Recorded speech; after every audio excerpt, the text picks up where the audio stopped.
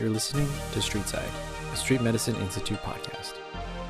Hello, and welcome to Streetside, conversations at the intersection of healthcare, homelessness, and humanity. I'm your host, Michael Brennan, and it brings me great pleasure to introduce our guest, Kshe Bernard from Peoria, Illinois, a staunch advocate for the homeless in Peoria.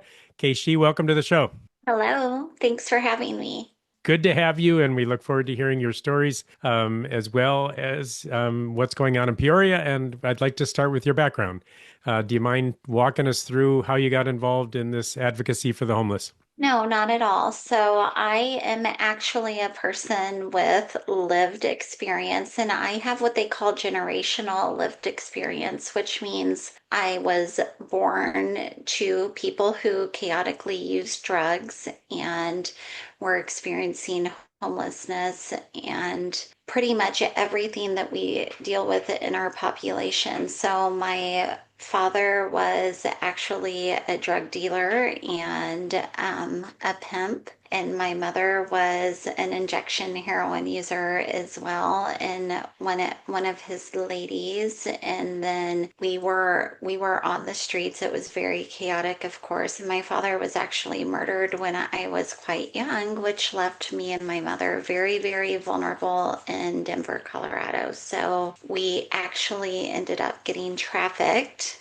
both my mother and I was put in foster care and sent back to Central Illinois to family I'd never seen or met before. And then when my mother got out of jail and decided to come find me, I actually was returned to her.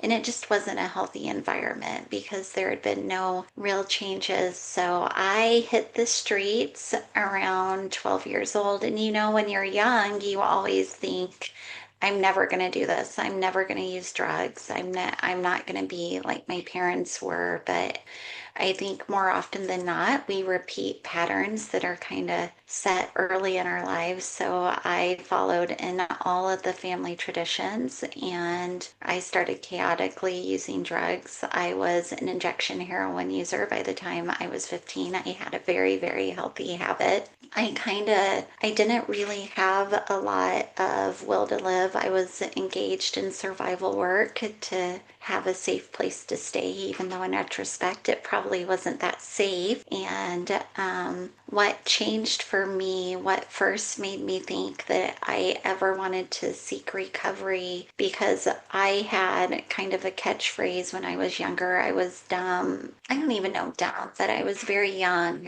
and super traumatized. And I had always said, I'm going to just stay high until I die. And I was a frequent utilizer at the local ED in Springfield. And there was one provider, there was one doc who was kind to me, because especially this was the 90s, so I'm kind of dating myself, but it was the 90s and there was still a lot of stigma, and there still is, but there was even more than against people who use drugs, against people that are engaged in survival work, and then being an unsheltered youth as well. So, but there was one doc who was so kind. And I think it was probably about my sixth overdose in 4 weeks. And he walked in the room and he had his little clipboard. And I'll never forget, I was sitting on the end of the bed and he looked at me and he's like, Kshe, I told you if you don't stop this, you're going to die. And it's a moment that's forever cemented in my brain. And it's probably because of what came out of it. But I looked at him and I said, good, what's taking so fucking long? And he kind of dropped his head and he goes, maybe I can change your mind. And I scoffed and I was like, whatever, just get me out of here. And I looked at him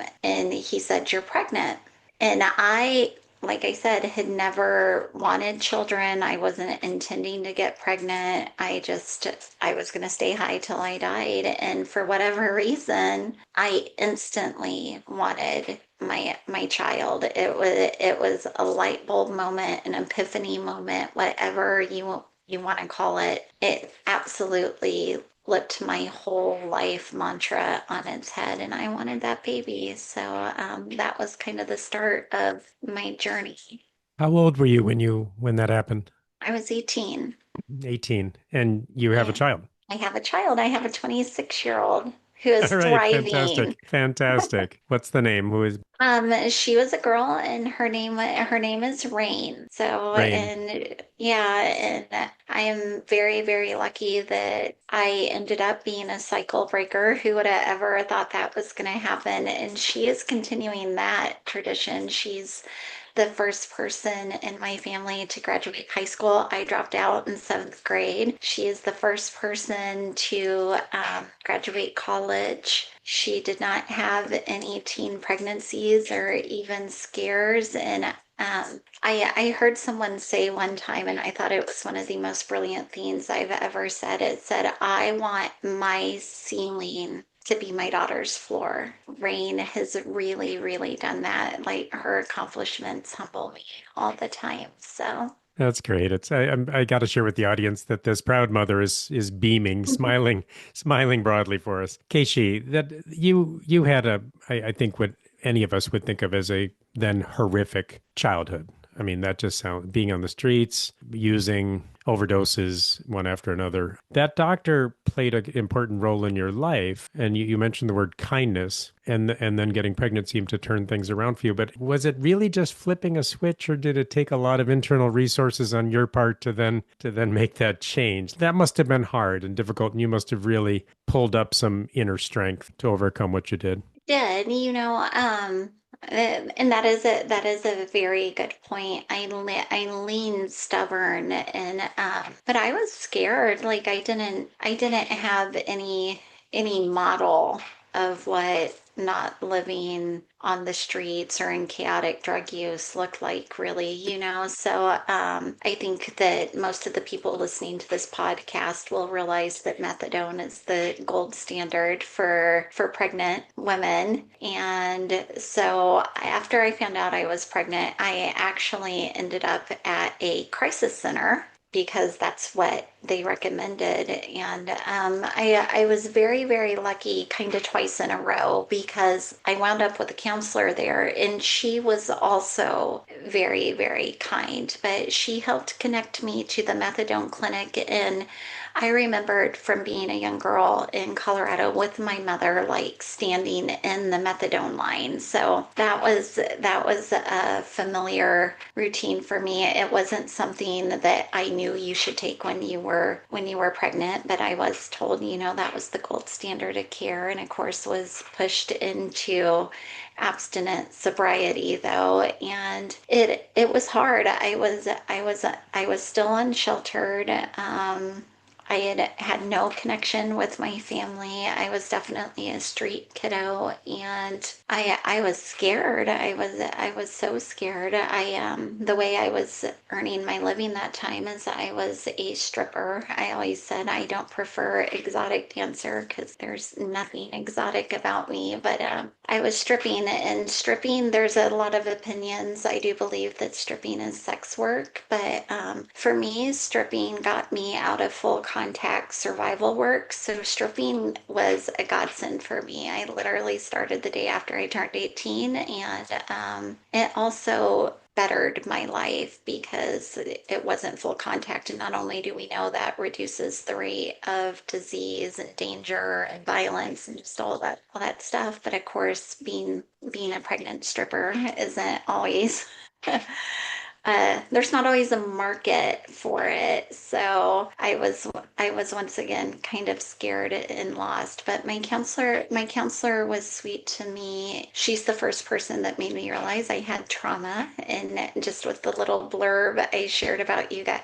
with you guys, it's funny looking back that I didn't realize that that was trauma. Like I didn't realize that I had been trafficked. I simply told her my story and she's like, so you were trafficked? And I was like, no, I wasn't trafficked. This is just what life is. And so she read me the definition, and she's the person who first set that groundwork to let me know what had happened. So I did not really deal with it then. I had too much going on, but as I've gotten older, I've kind of came to own my story. But the provider in the ED was absolutely integral with how kind he was. He didn't didn't give up. He didn't give up on me, and there were other providers there that were downright cruel, and they're like, why are you even coming here? And I'm like, I actually didn't want to, somebody called the ambulance, and they're like, if you don't want to get better, that's on you. But my labor and delivery story was actually hard. I delivered her premature, so she was over a month early, and they were all trying to force me into giving her up for adoption. I did deliver at a Catholic hospital, and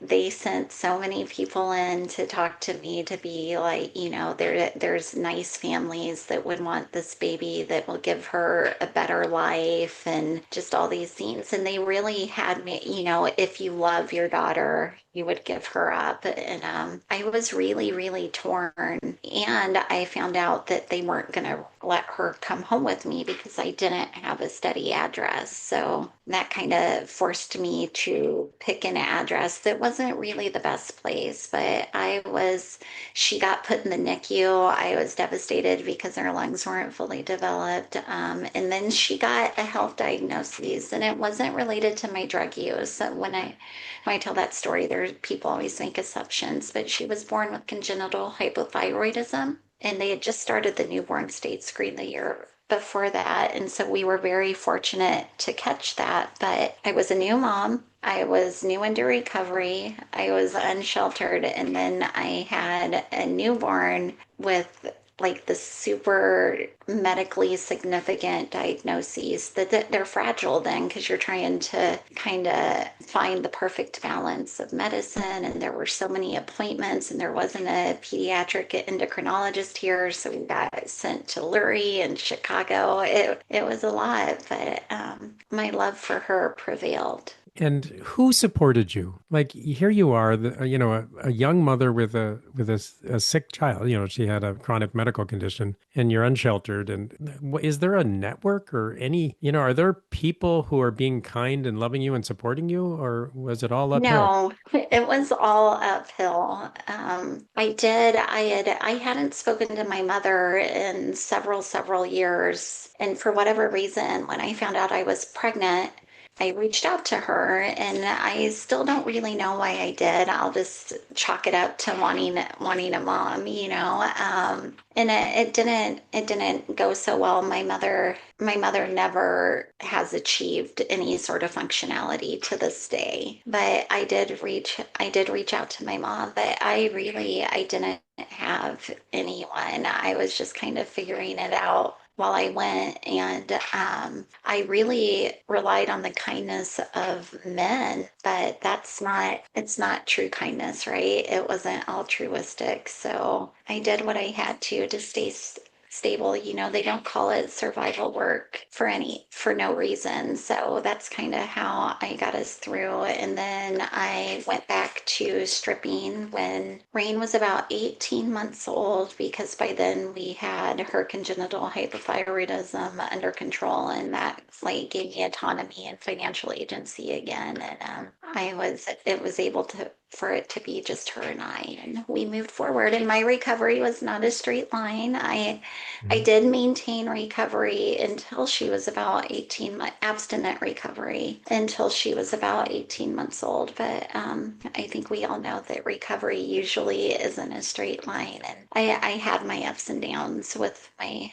substance use for sure. So This is such a dramatic story, and you are so remarkable. Your audience are a lot of people that are involved in street medicine, right? This is the Street Medicine Institute podcast, Streetside. And we go out on the streets every day, and we try to be kind, and we try to work with people and support, and we try to love them. And every now and again, something seems to click, and a lot of times it doesn't, but every now and again. And your story is just illustrates that one doctor in the emergency room, his kindness for some reason elevated you and your struggles and got you on the right path. It was a crooked line, but moving in the right direction. I'm curious then, let's keep moving forward. So you've got Rain, you're working on your sobriety. Continue this story. This is fascinating. And I really want to tap in as well. We look at substance use disorder, and we look at people experiencing homelessness. The housing first model says, oh, get housing. But I'm wondering, what other resources? Did you go to meetings? Were you on Suboxone?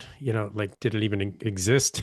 Like Yeah, what if it what helped you? And I want to come back to like not only the external things, but the internal resources. Like I'm always curious about that. Like this is in Conversations at the Intersection of Humanity, right? And we all struggle, and we all have to pull up some kind of internal resources to overcome life's hardships. So can you speak more to that? Yeah, so I did continue. I was working as a dancer, and my most elaborate form of self-harm, I've always said, and I'm just going to speak frankly here, were the men in my life, right? I didn't have a good bar to set that by. And all my uncles and my brother and my father before he was killed were all incarcerated in various prisons. So I remember talking to my mom because she was married to a guy in a wheelchair who didn't have any legs, and I felt like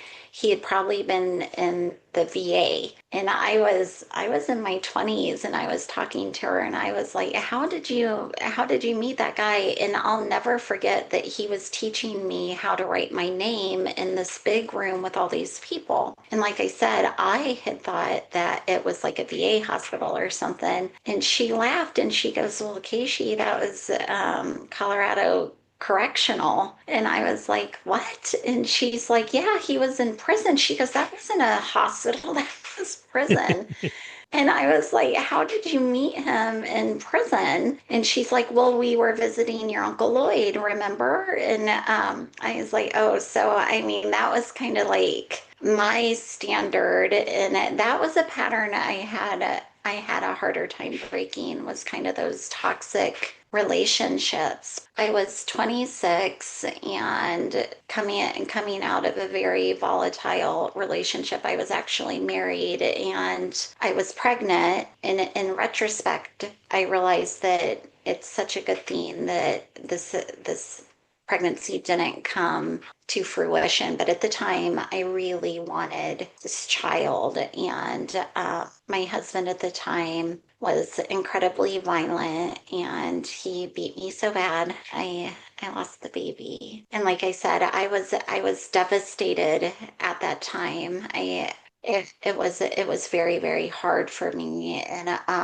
the last time that I actually injected heroin, I had been sober because I was seeking sobriety because I was pregnant. So I'd gotten sober again. And then I lost the baby. And I got overcome with grief, and I wrote a note, and I slit my wrists, and I had been abstinent from heroin for quite a while, like over a year. So I would have been opiate naive. And I did a really big shot. To this day, I cannot tell you why I am sitting here able to do this interview now, because I was ready to check out. So I mean, and it was a serious attempt. It was an ideation. So I did a shot, and I woke up over 9 hours later on my kitchen floor in blood. But I woke up and my first thought was Rain. And I was like, I can't leave her. There's nobody to take care of her. What am I doing? Because her father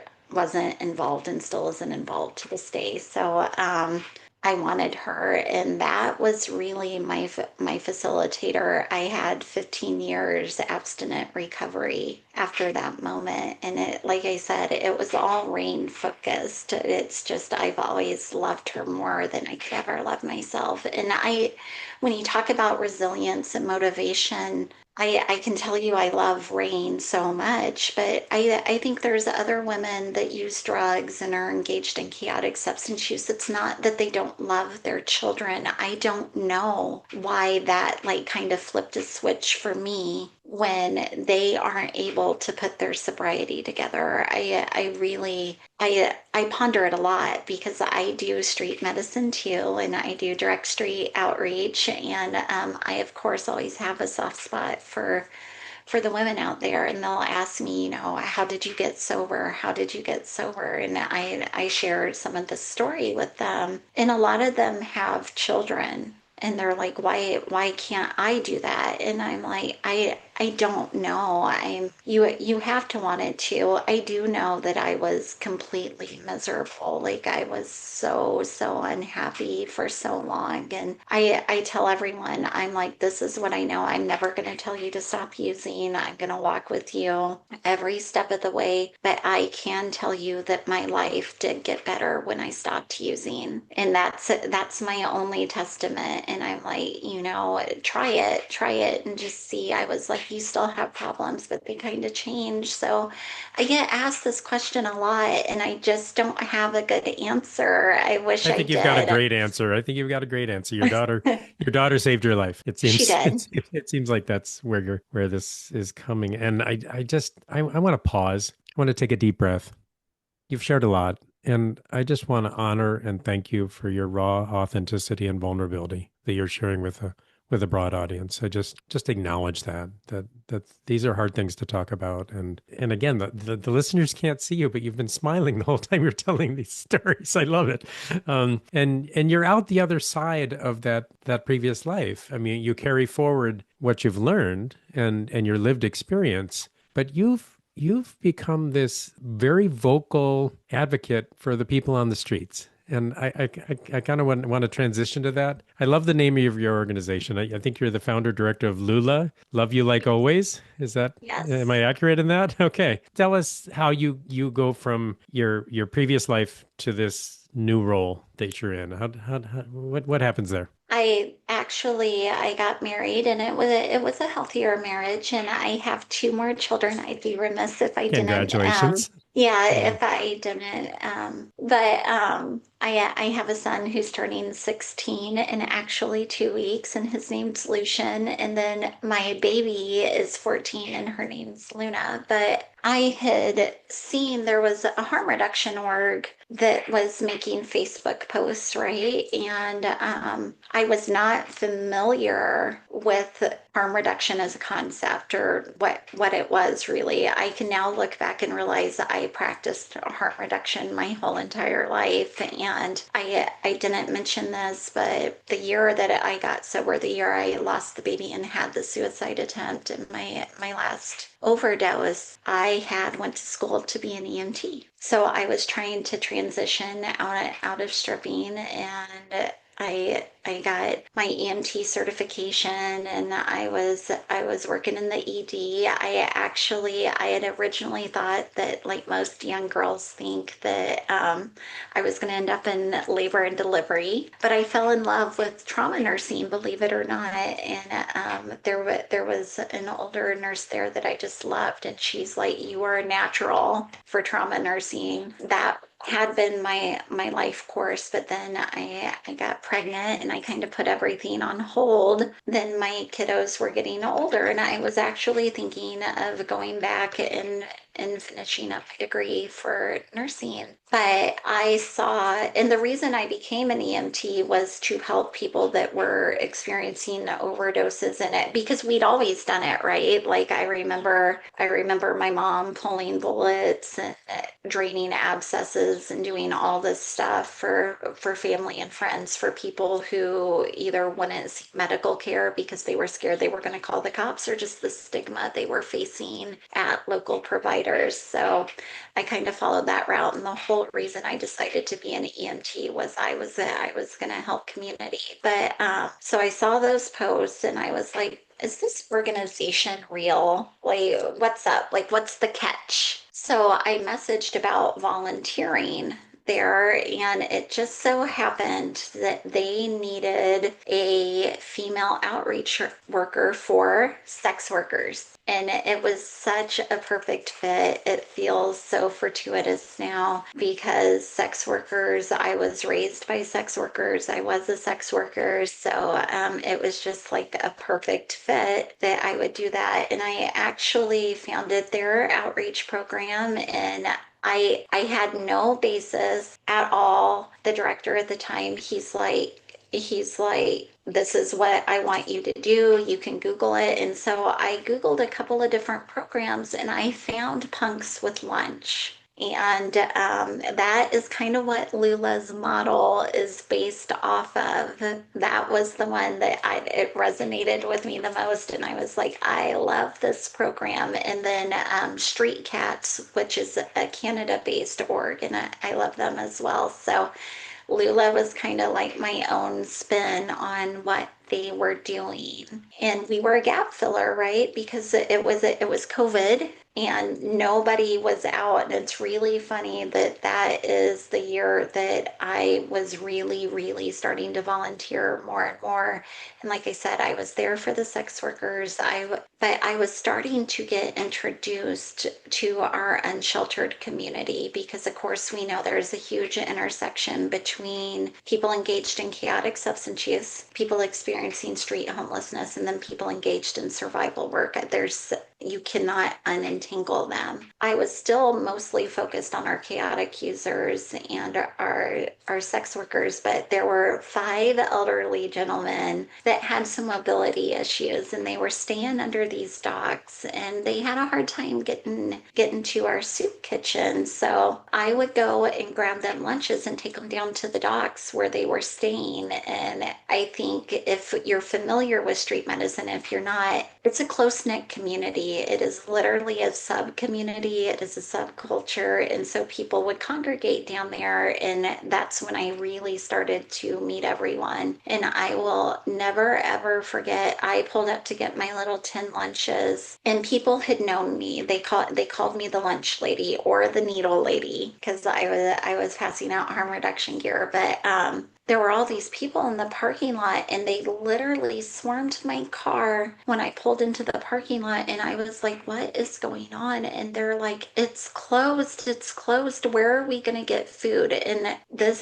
the soup kitchen is right in the middle of a super underserved area. It's actually our most socioeconomically depressed neighborhood. It's disproportionately everything. It's a food desert, it's a pharmacy desert. So people really rely on it. And I looked at them and I'm like, there is no way that this soup kitchen is closed when there's no way to access food. And I walked up to the door and there was a handwritten note that said closed due to COVID. And I was horrified. I literally, and I had moms out there crying. I had people panicking. I didn't know what to do. So we crowdsourced peanut butter and jellies. We literally started because I was like, you know what? We're going to make peanut butter and jellies. And it started out with like 50, I think. And then we started crowdsourcing. We like made a meal train where you could sign up to bring 20 and somebody else could sign up to bring 10. And at our height, we were distributing between 150 and 100 or 200 sack lunches a day out of a parking lot across from the bus stop. And that's when I really, really became enmeshed with the unsheltered community and got to know everyone and started developing these close relationships. And the first thing that struck me, or the first issue that came to mind, is they were coming and they were getting harm reduction and hand sanitizer. We were passing out masks and trying to do like education around that. You're trying to give hygiene tips to people that have no way to access hygiene. They couldn't go to a library, they couldn't go to a gas station, they couldn't go any public spaces where they would normally be able to utilize this. And that's when they finally pulled me off to the side and they were like, Miss Kshe, we have a problem. And I'm like, oh, what's going on, guys? And they're like, we don't have anywhere to use the restroom because once again, they can't go to the library, they can't go to the bus station, they can't go to a gas station. They never even considered it, and I was like, well, where are you guys using the restroom? And they're like, these alleys and it's getting really bad and don't go down there. And so I was like, oh my goodness, let me see what I can do. And to me, it was such a simple solution. It's like, drop porta potties. We drop porta potties for street fairs, and we drop them for construction sites, and we drop them for all this stuff. So why wouldn't we drop porta potties for this? And I called everyone I knew, and I felt like I had some fairly good relationships in the city with people who could make things happen like that, and nobody would return my calls. It was crickets. And I reached out to the health department and I was like, this is going to be a public health hazard. Like, I was putting it at risk for hepatitis B and just everything that comes from raw sewage in the street. And nobody called me. And that is when I learned the power of weaponizing the media. So I never really engaged with the media. I was so nervous, but I did call them and I was like, look, we are in a crisis. We need a solution. And it's so funny because after I did that, all of a sudden there were porta potties everywhere I asked for them. And so that is kind of what like launched me into advocacy. How has that continued? Tell us, Lula. What I mean, you were talking about weaponizing the media. Like I looked you up on the web before this interview, and there's videos and articles, and there's a lot that you do. Tell us about that. What have been the struggles in Peoria? Well, so LULA, in case we didn't know, we are a direct street-based outreach organization where we are a harm reduction agency, but we do literally everything if you are experiencing unsheltered homelessness. So that can look like wound care. We distribute lunches. The reason I loved Punks with Lunch is because not all harm reduction orgs do food, right? Because it's not grant funded. But let me tell you, when someone told me one time that hungry tummies don't have ears, and nothing has held more true. And I was very, very food insecure as a child. The first time I was removed from care, it's because I was so malnourished. They actually thought I had cancer, but I was just severely anemic. So I really understand hunger on a fundamental level. But if you can give someone a lunch and basically some basic human dignity, then they're much more likely to hear what other services you have. So I love lunch programs, but so we do lunches, we do harm reduction, we do hygiene. We partner with another agency to provide showers. That's part of that basic human dignity. We do connection to treatment, connection to MAT or MAR, whatever you want to call it. So medication assisted recovery. We do peer support. We provide tents, tarps, sleeping bags, water, anything you need to survive while you're outside. Heaters in the winter. We do motel rooms during the winter and emergency situations, as our very small donation-based budget will allow. We do, because I do have some of that medical background, we do medical advocacy because stigma is still something we're fighting in the healthcare settings, trying to get providers to treat people who use drugs or engaged in survival work or experiencing homelessness. The appropriate care. I do legal advocacy, which means we attend court with people and advocate for them to be enrolled in services and not just criminalized and institutionalized, because we know that doesn't work. We are full court press over here. Fantastic. Fantastic. I love all you're doing, and I've got a couple follow-up questions on that. How many are you? How big is Lula? How many do you have staff? Do you have volunteers? Who runs this? Who runs this? Is it all you? Started as all me. I did have a co-founder, but she got a serious health diagnosis early on, and so wasn't able to be on the streets. So it was just me on the streets for so long. But we do have support through the CORES program now, and that's IDPH funded program to target people experiencing unsheltered homelessness. So that helps with some of the supplies like tents and sleeping bags, but it's never enough, right? And it does support. I'm very, very fortunate that I now get compensated to do my work, and I have two other staff members, but just 3 people to serve up to 200 people. And we're effectively case managers. And so we are overextended, doesn't begin to cover it. And the need always outweighs what we're able to provide.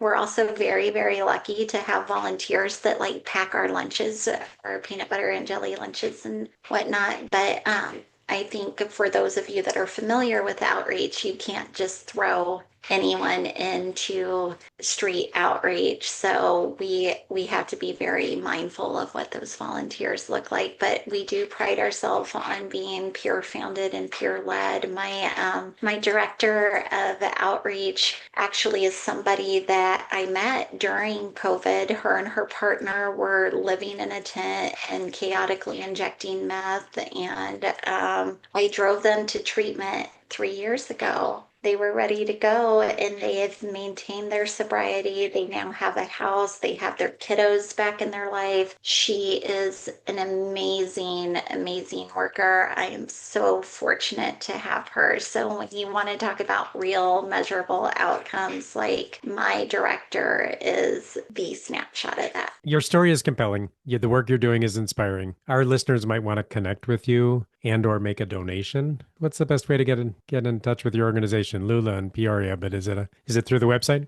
Is through the website, or even more importantly, I am an elder millennial. So, and we are understaffed. So, Facebook Messenger is where we get a lot of interaction because our website is still a work in progress, but you can donate through there and we will get it. But Facebook Messenger, we have an Amazon wish list on there. So you can order stuff straight off Amazon and it ships right to us and goes directly to the street. How do people find you on Facebook Messenger? It's LULA Peoria, NFP. Very good. I'll put that in the show notes just so people can get in touch. We're coming to the end, and I wanna read a quote from the bottom of your emails. We've been emailing back and forth, and I love this. Vincent van Gogh said, "To save a life is a real and beautiful thing. To make a home for the homeless, yes, it is a thing that must be good. Whatever the world may say, it cannot be wrong." Yes. Love that. And final question, we ask this of all our guests, and you're already doing so much to make the world a better place. But if you could do one thing to make the world a better place, what would it be? Get rid of stigma, because all stigma is feeling like you're better or somebody's better, right? And that allows us to other people. And when we other people, that is the start of dehumanizing them. And when we dehumanize them, then they fall out of everything good, everything that society's supposed to be inhuman at their best selves, right? Because humans thrive on connection, and when our folks lose that connection, to me is the root of all society ills. Whether it's hunger, how do you justify leaving someone hungry? How do you justify leaving someone unsheltered or not providing them care? So for me, it would really be to get rid of stigma, and I know that's a tall order, but I'm trying my hardest to do that here. And maybe all our listeners will try to do the same. So, Kshe, thank you so much for joining us on Streetside. Really appreciate you making time for us and sharing your story. Thank you for having me. And for everyone doing the work, thank you. The Street Medicine Institute is a secular, nonpartisan organization. Any spiritual or political views shared by guests on Streetside are their own. They're offered in the spirit of conversation and should not be taken as reflecting the views or positions of the Street Medicine Institute. This podcast should not be used for personal medical guidance. Please consult your healthcare provider.